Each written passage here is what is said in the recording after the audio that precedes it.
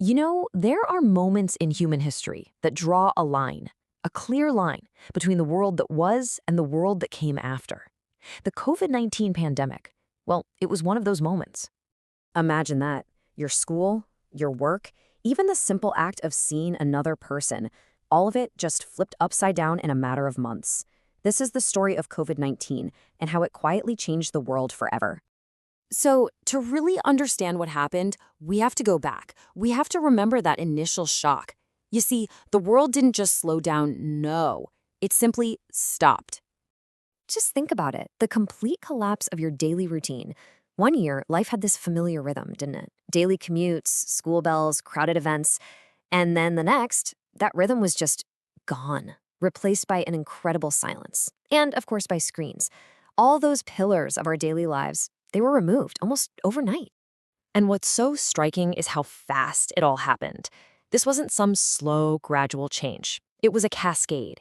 In just a handful of months, the entire planet went through this shared, jarring halt. An event, really, unlike anything else in living memory. But the deepest impact, that was invisible. Suddenly, the world felt unpredictable. The future became, well, uncertain. And this created a profound psychological shock, a kind of quiet, simmering anxiety that touched almost everyone.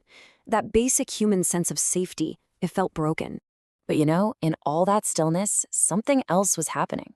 The pandemic didn't really create the future. It just accelerated it. It pulled the future right into the present.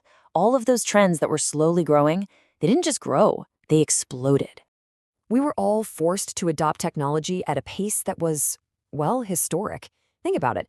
Changes that probably should have taken a decade, they happened in just a few weeks. Working from home, seeing a doctor through a screen, these things stopped being choices. They became necessities. It was, quite simply, an adaptation for survival.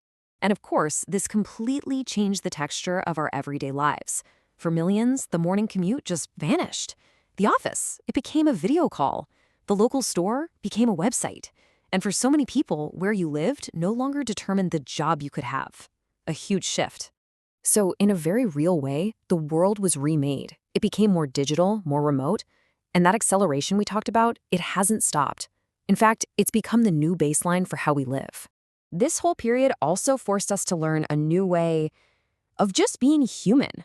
All of our social rules, the unwritten ones, they were completely rewritten, not by choice, but out of sheer necessity. I mean, just consider this for a moment. All the simple ways we've always connected, a handshake, sharing a meal, suddenly these things were seen as a risk. So the question is, how did we manage? How did we stay connected? Well, we created new rituals, didn't we? We had to learn how to read emotions through a pixelated screen. We celebrated life's biggest milestones, birthdays, weddings, all virtually. And we all adopted these new habits of caution, the masks, the sanitizer, the distance. In a strange way, these became the new way we showed each other that we cared. And that, right there, is the lasting change. What started out as just a temporary fix has now become a permanent habit. Our social lives now have this digital layer to them that just wasn't there before. And now, it's normal. It's even expected. But it goes deeper than just our habits. The pandemic left marks on our minds, too. It fundamentally changed how we think and what we value. You see, when you're faced with that kind of massive disruption, you start to ask yourself what's really important. And the answers, for most people, were surprisingly simple. Mental health, flexibility in life and work, just basic health and security. These are the things that rose to the top. That old race for status, for more things, it started to seem a lot less important. Now, this change wasn't all simple. It was complex. On the one hand, yes, we started talking more openly about mental health. We began to demand more flexibility. But on the other hand, we also grew much more dependent on our screens. Many of us became less active. And for some, that isolation, it became a kind of permanent withdrawal from the world. Maybe the most fundamental shift was in how we see the world itself. It just seemed less predictable now, more fragile. That old idea that you could neatly plan out your life decades in advance, well, that started to feel a little naive. Adaptability, that became the most important skill you could have. So when you put all these pieces together, a very clear picture starts to emerge. This was so much more than a crisis. It was a quiet reset of the entire world. And that was the reset, a permanent, fundamental reshaping of how we live, how we work, and how we interact with each other.